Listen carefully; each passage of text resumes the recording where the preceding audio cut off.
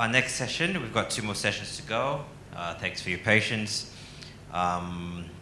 We've got a panel session with Angela James, who's the founder and CEO of Aligned, who will be chairing the panel. There she is, Angela. And the title of the discussion will be Developing a Digital Transformation Strategy for Your Institution. Thank you. Over to you, Angela. Thank you.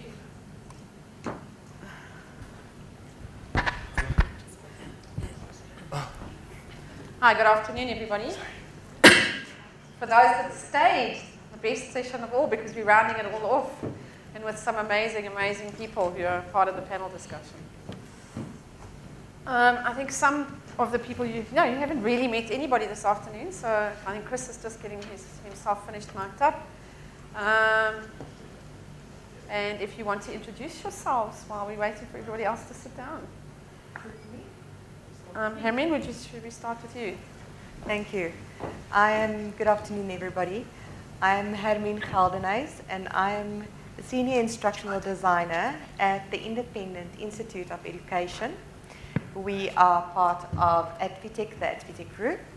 And you may not know our name as the IIE, be familiar with our name, but it is Varsity College, Rosebank College, the Design School South Africa, and Vega School are all our brands. And all the qualifications that they offer, they are all accredited under the name of the Independent Institute of Education. Thanks, Hermine. Marlena. Yeah.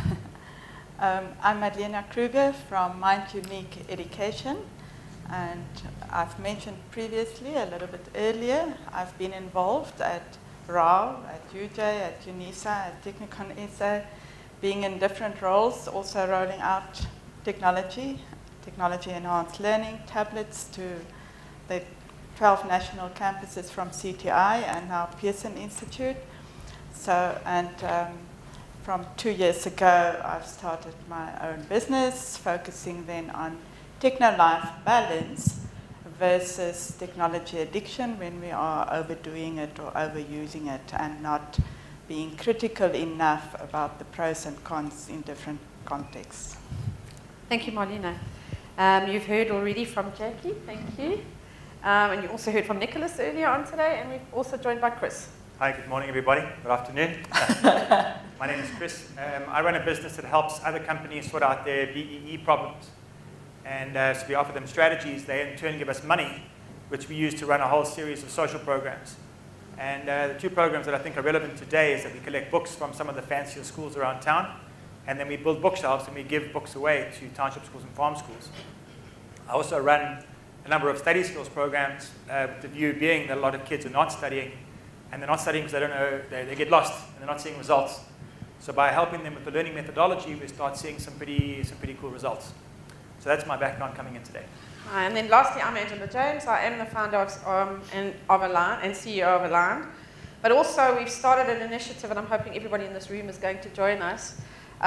It's called SA Learns. It's a social cause marketing campaign to market learning, or take the learning organization model just out of organizations, but to take it at a national level so that we can build a learning nation. So I'm hoping everybody's going to actually join us in being able to build a learning nation.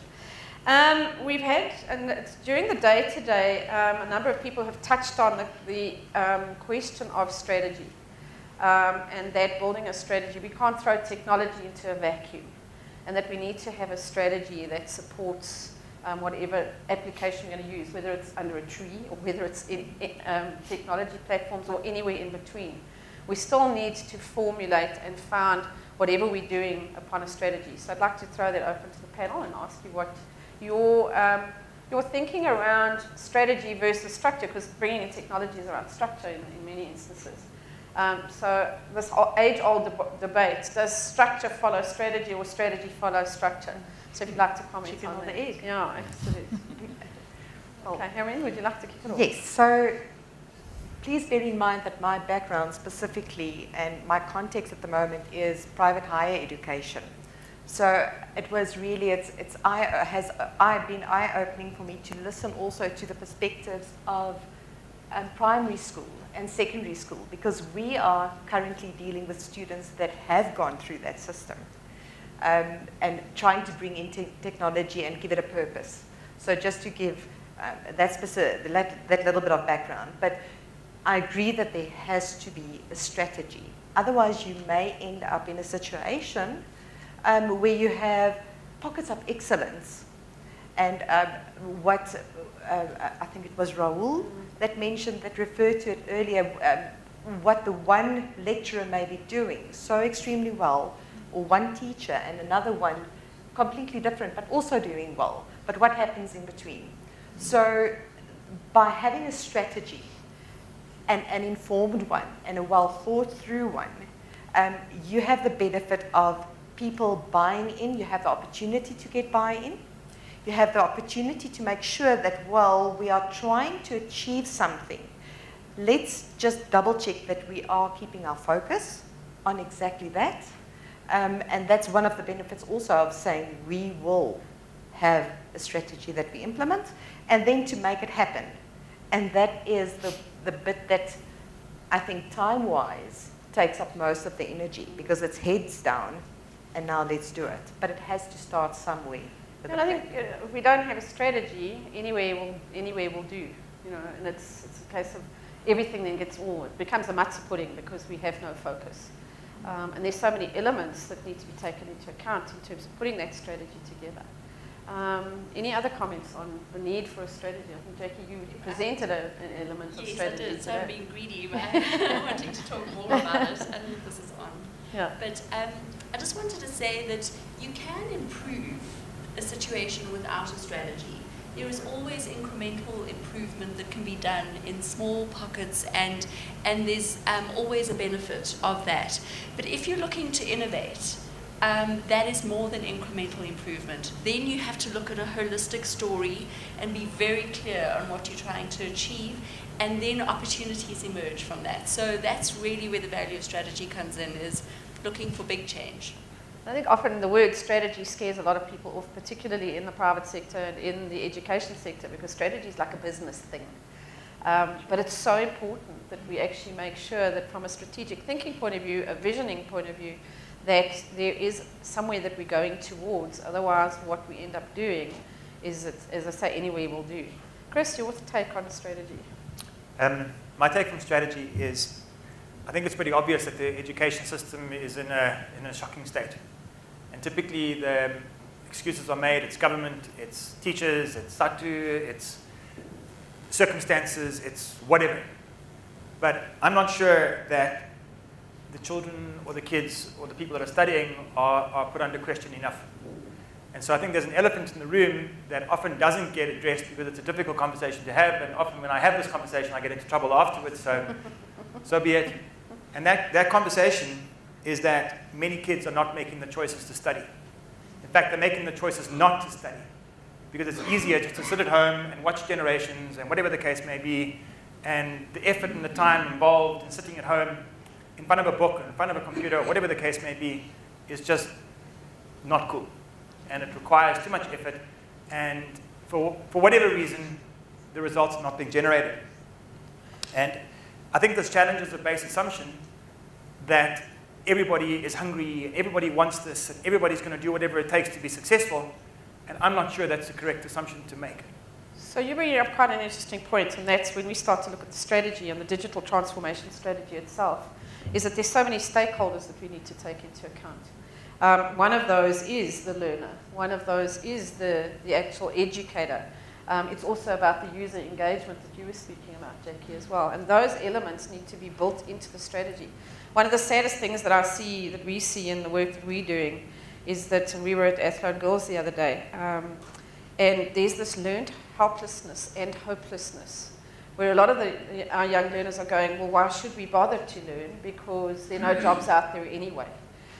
So not only are we dealing with a system that's broken, we're also dealing with learners who are piggybacking off the fact that maybe not just sitting at home because I want to sit at home and goof off, but I'm sitting at home because I have no hope.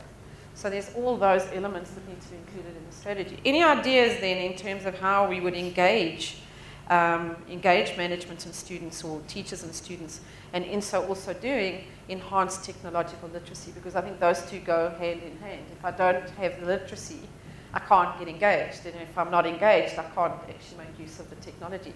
So, Marlene, any of your ideas?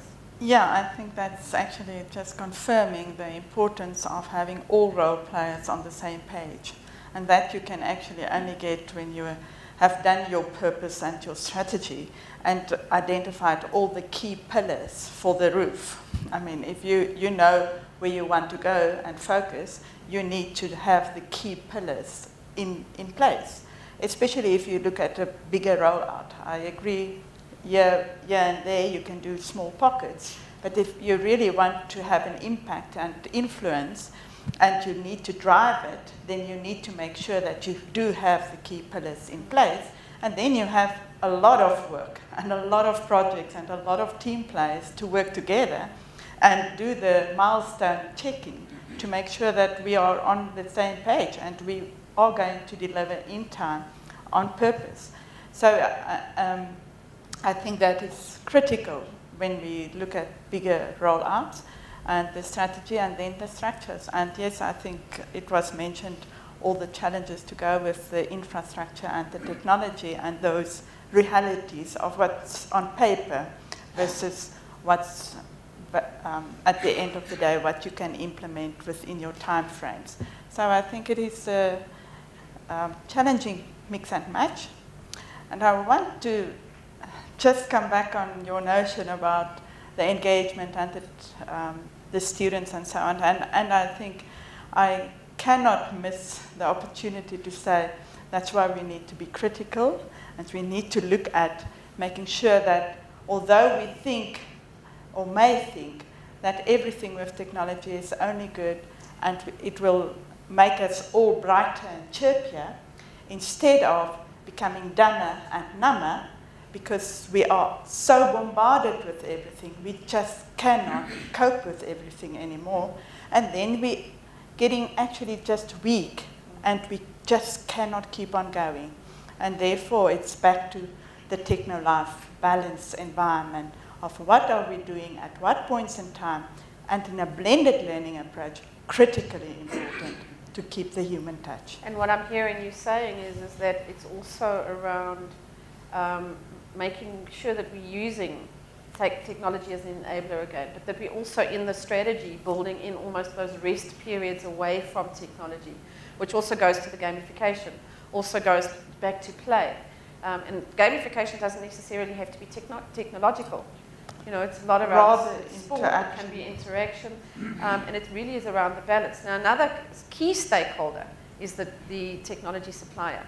So in terms of building into the strategy, the notion of who's a good technology supplier, who's the kind of technology partner that one would, and I know you're wearing one of those logos. I'm wearing the logos. And, you know, I come into this kind of event, you know, with two hats on. So my professional remit is looking after higher education like yourselves, you know, from a technology solution perspective, to say, how can I, you know, use the technology that my partners have to add value to your organization and what you're trying to achieve in the most cost-effective way, obviously, for you, in a sustainable way.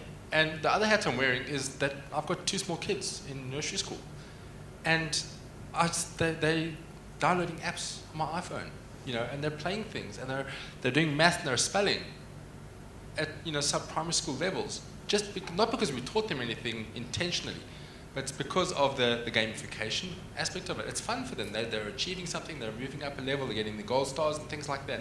So, you know, I'm very, very cognizant of the fact that, like we've said before today, it's inevitable. Digital transformation is happening whether we become part of it or not, absolutely. And, you know, from a technology vendor perspective, or from a supplier or an integrated perspective, you know, I think we're all invested in it personally, but professionally as well. So you know, my personal remit and my responsibility at the moment within my organization is to develop these strategies and solutions to add value into this community. You know, talking about students using their tablets to access other content in a classroom which is not appropriate or is not connected to the teaching. Technology exists to limit certain websites or applications or protocols running across that segment of the network for that certain period of time. And that can be just programmed in the back end, and the learner will try and access the content and it just wouldn't work. So you can really, in the back end, without having to worry about the device, it was mentioned today, device management, from this being your own device, and how do you control what happens in those devices? There's an option, you don't even have to touch the device. You just control what's happening inside the network, and your problems are non-existent. As long as you understand the technology, have access to the technology, and are made aware that those solutions actually exist. And there's also, for me always, we can never forget when we're building a strategy, you can never forget the individual, because the individual has a choice. And the individual needs to take responsibility for their choices. So, are we going to ever stop kids getting into websites that they shouldn't? I don't think so. Yes, we can bring the controls in. But it's also around creating smart kids, around what is good. Like little children, what are good touches, what are bad touches? As you're growing up, what are good websites, what aren't good websites? But I think, linking on what Chris says, is that there's a responsibility that the learner has that we also have to factor into a strategy as well. Because the more we spoon feed them, the more we are propagating the learned helplessness, the more we are propagating entitlement. Chris, you had something that you wanted to add? Just to go back to the point that you raised earlier, which was what are some of the strategies?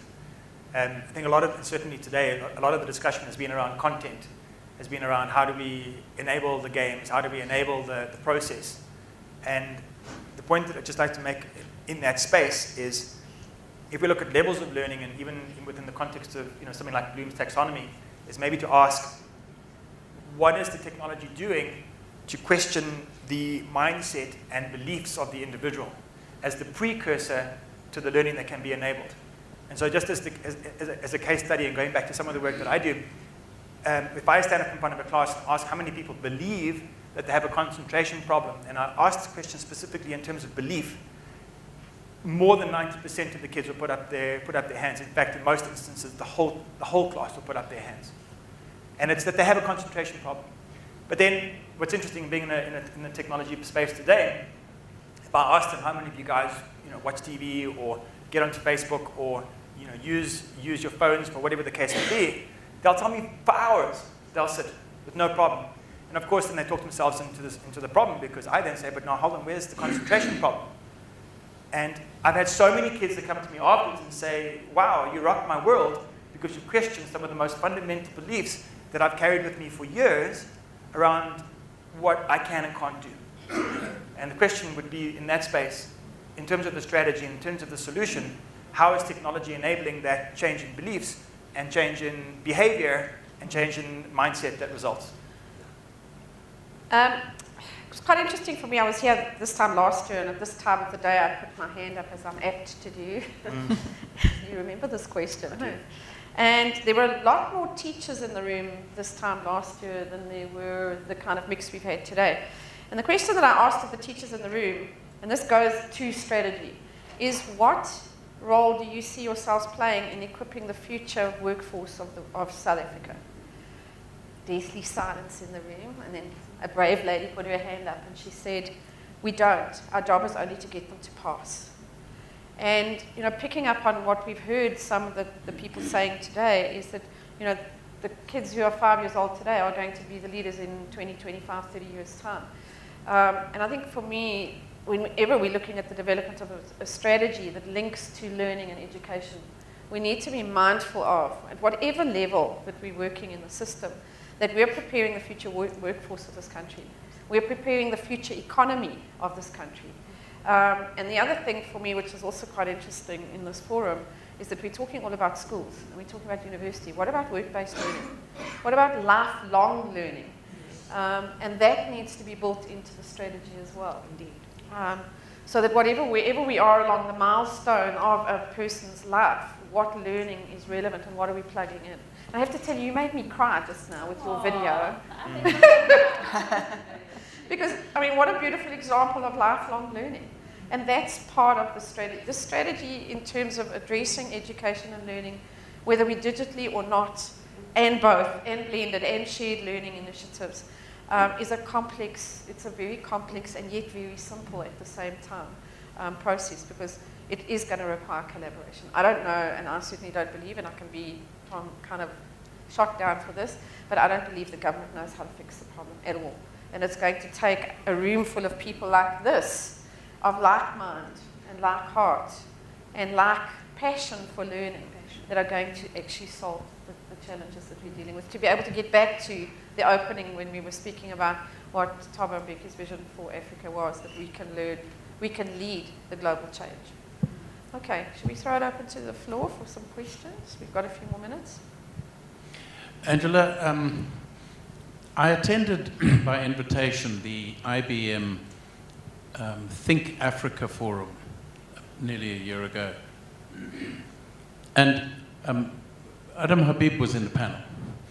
And he asked the audience, do we know what a blue-collar worker is? Yes. We know what a white-collar worker is. I ask you, do you know what a new-collar worker is? Okay, and a new-collar worker are these jobs that are coming out of the internet. Correct. And right there at that conference, we designed through Agricologers International, we designed or identified 3 new positions, and it was to do with farming in informal settlements in the cities. Now, we talked just now about choices, that we all have choices. Anne van Zyl, who ran the Oprah School for many years, was head of Stanford College when I was the chair there. She said one of the most frightening things in this divergent world that we have here, because in South Africa we have this first world economy and we have a third world demographic. One of the most frightening and challenging things in the educational platform is that when these young black kids, particularly the ones that come out of rural areas, when they don't know what to do, they go into paralysis mode. So a new-collar job that I challenge this forum to look into and to talk about and to publicize is to develop mentorships. Yes. That there has to be somebody Very much at a school or a college or a university or on the cloud, that those people who have gone into paralysis mode because they don't know what to do. And if we think the IT and the institution of cloud is complex, imagine for a moment. I mean, I live in Zanin. I deal with these rural people. We have a school on the farm. Imagine how daunting that concept is and why this paralysis mode needs to be something that we recognize and deal with. Because without doing that, we're not going to make the progress in a vast section of that community. Well, Howard, to respond to that, and I think, we are in Africa. This is Africa.